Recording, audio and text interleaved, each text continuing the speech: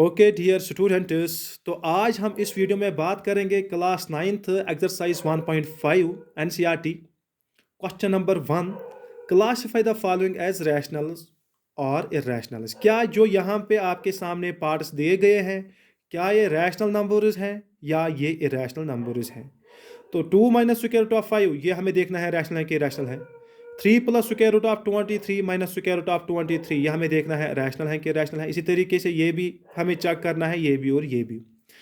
तो इनको रैशनल या इरेशनल देखने के लिए, ये रैशनल है कि इरेशनल है, हमें कुछ चीज़ें याद रखनी है और हमें फिर से जो है रिकैप्चुलेट करने हैं वो सारी चीज़ें जो हमने प्रीवियस वीडियोज़ में पढ़े हैं। तो हमने क्या देखा था प्रीवियस वीडियोज़ में, तो मैं यहाँ पे दिखाऊंगा। प्रीवियस वीडियोस में हमने देखा था कि अगर बाई स्क्वायर रूट के अंदर जो है नॉन परफेक्ट स्क्वायर होगा, परफेक्ट स्क्वायर आपको पता होगा क्योंकि वो हमने प्रीवियस वीडियोस में देखा है। यानी कि हम देखेंगे 1 जो है परफेक्ट स्क्वायर है, 4 जो है परफेक्ट स्क्वायर है। क्यों? क्योंकि ये 2 का स्क्वायर है। 2 मल्टीप्लाइड बाई 2 दैट इज 4। इसी तरीके से जो है 9 परफेक्ट स्क्वायर है क्योंकि ये 3 का स्क्वायर है। यानी कि 3 मल्टीप्लाइड बाई 3 दैट इज 9। इसी तरीके से 4 मल्टीप्लाइड बाई 4 16। यानी कि 2 2 आर 4, 3 3 आर 9, 4 4 आर 16। इसी तरीके से 1 1 आर 1। तो 1 4 9 16 इसी तरीके से जितने भी आएंगे वो सारे के सारे क्या है? Perfect squares. ठीक, ये जो है परफेक्ट स्क्वायर्स हैं। अगर रूट के अंदर ये होंगे, 1 होगा, 4 होगा, स्क्वायर रूट के अंदर 9 होगा, 16 होगा, यानी कि परफेक्ट स्क्वायर होगा, ये वहां से निकलेगा रैशनल नंबर। क्यों? क्योंकि ये रैशनल नंबर्स ही है।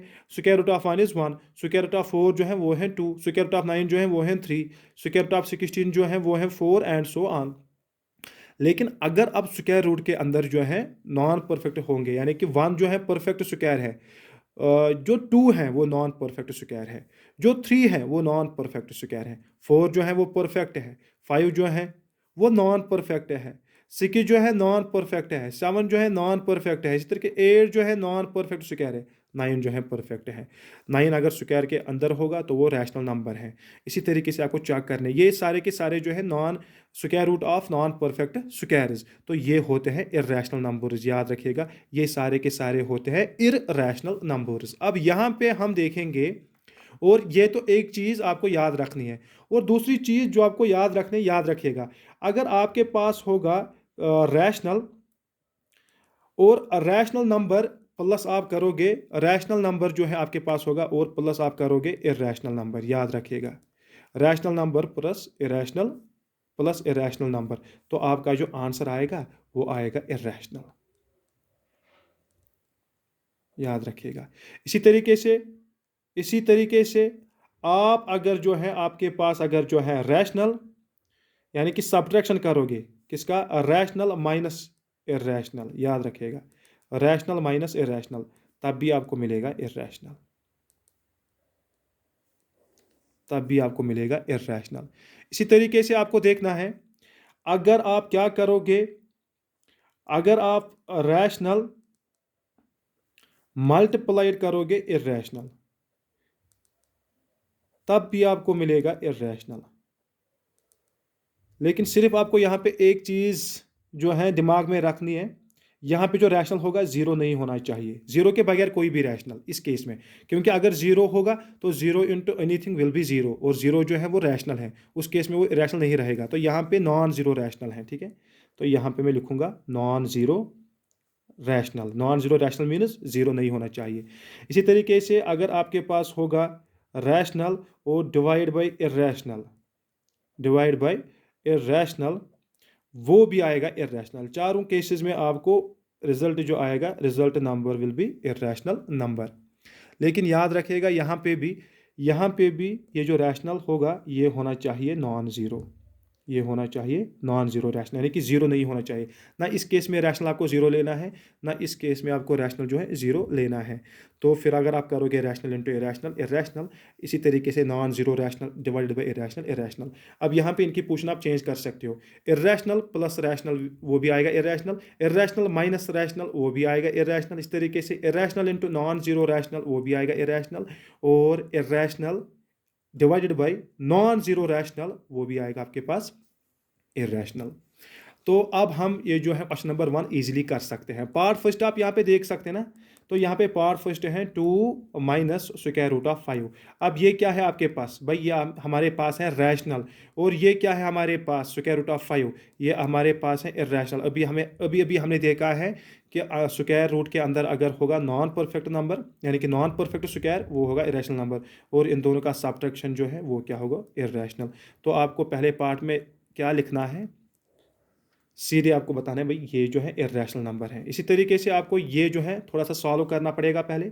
जो पार्ट सेकंड है, क्या है पार्ट सेकंड, आपके पास है 3 प्लस स्क्वायर रूट ऑफ 23 और माइनस है स्क्वायर रूट ऑफ 23।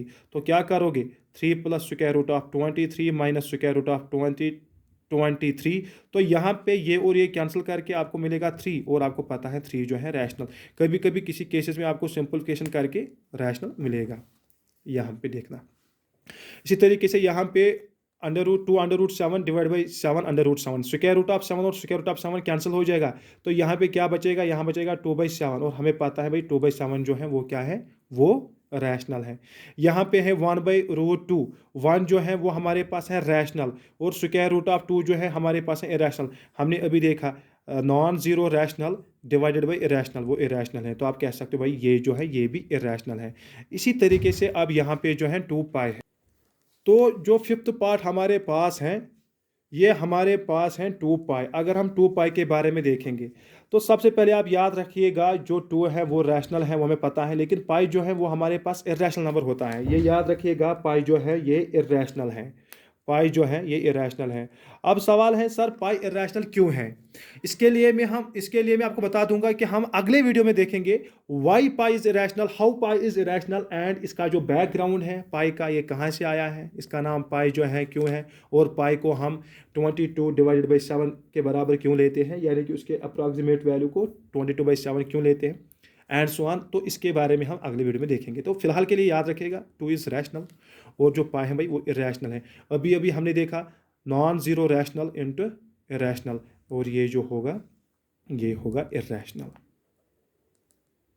ठीक है, तो अब हम देखेंगे क्वेश्चन नंबर 2 के बारे में। ओके डियर स्टूडेंट्स, अब जो क्वेश्चन नंबर 2 है वो simplify each of the following. तो यहाँ पे आपके सामने जो है 4 पार्ट्स हैं, इनको हमें सिंपलीफाई करना है। कोई बड़ी बात नहीं है, सिंपल अलजेब्राइक कंसेप्ट है।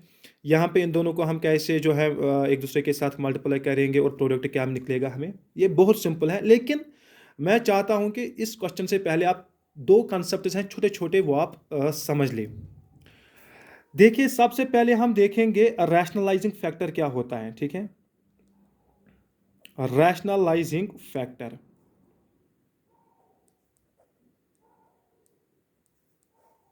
रैशनलाइजिंग फैक्टर क्या होता है। देखिए अगर हमारे कभी कभी ये भी होता है कि आपके सामने एक इरेशनल नंबर है, फॉर एग्जांपल 3 है, और आपके सामने और एक इरेशनल नंबर है 12 है। दोनों के दोनों जो है इरेशनल नंबर्स हैं, क्योंकि 3 जो है वो भी परफेक्ट स्क्वायर नहीं है, और 12 जो है वो भी परफेक्ट स्क्वायर नहीं है। अगर हम देखेंगे ये क्या निकलेगा, तो सॉल्व करके √3 इंटू √12 जो है वो निकलेगा √36, और स्क्वायर रूट ऑफ 36 जो है आप लिख सकते हैं स्क्वायर रूट ऑफ 6 स्क्वायर, क्योंकि स्क्वायर जो है वो 36 है। अब यहाँ पे स्क्वायर और रूट जो है कैंसिल हो जाएगा, तो आपको क्या मिलेगा, 6। इसका मतलब 2 इरेशनल नंबर्स का प्रोडक्ट जो है वो कभी कभी रैशनल भी हो सकता है। ये भी इरेशनल नंबर था और ये भी जो है इरेशनल नंबर था, इन दोनों का प्रोडक्ट हमें क्या निकला, रैशनल। ये कभी कभी हो सकता है। अब यहाँ पे क्या है याद रखिएगा, अब यहाँ पे है अगर 2 इरेशनल नंबर्स का जो है प्रोडक्ट यानी कि मल्टीप्लाई करके आपको रैशनल मिलेगा, तो वो दोनों कहलाते हैं एक दूसरे के रैशनलाइजिंग फैक्टर। तो यहाँ पे मैं कहूँगा भाई √3 यानी कि स्क्वायर रूट ऑफ 3 जो है इज रैशनलाइजिंग फैक्टर। ये जो है ये रैशनलाइजिंग फैक्टर है। किसका रैशनलाइजिंग फैक्टर है, अंडर रूट यानी कि स्क्वायर रूट ऑफ 12 का, और स्क्वायर रूट ऑफ 12 जो है ये भी है रैशनलाइजिंग फैक्टर, ये भी है रैशनलाइजिंग फैक्टर। यहाँ पे किसका, ये है rationalising factor square root of 3 का। मेरे कहने का मतलब है जब 2 इरेशनल नंबर्स का प्रोडक्ट उनको मल्टीप्लाई करके जो प्रोडक्ट आपको अगर निकलेगा रैशनल नंबर, तो वो इरेशनल नंबर्स एक दूसरे के रैशनलाइजिंग फैक्टर्स होते हैं। और एक एग्जांपल यहाँ पे लेते हैं। फॉर एग्जांपल यहाँ पे मेरे पास है 3 square root of 5, 3 square root of 5 जो है ये एक इरेशनल नंबर है, वो मल्टीप्लाई करेंगे अंडर रूट ऑफ 5, ये भी एक इरेशनल नंबर है। तो हमें क्या मिलेगा, 3 स्क्वायर रूट ऑफ 5 स्क्वायर, यहाँ पे स्क्वायर और रूट जो है कैंसिल हो जाएगा, तो यहाँ पे 3 multiplied by 5 that will be equal to 15। तो यहाँ पे इरेशनल और ये भी था इरेशनल, इरेशनल और इरेशनल का प्रोडक्ट करके हमें निकला यहाँ पे रैशनल। तो हम कहेंगे under root 5 is a rationalising factor of 3 under root 5, और 3 अंडर रूट 5 यानी कि 3 square root of 5 is also rationalising factor of square root of 5। तो डियर स्टूडेंट्स, अब हम बात करेंगे कंजुगेट के बारे में। कंजुगेट क्या होता है, CONJUGATE। देखिए, अगर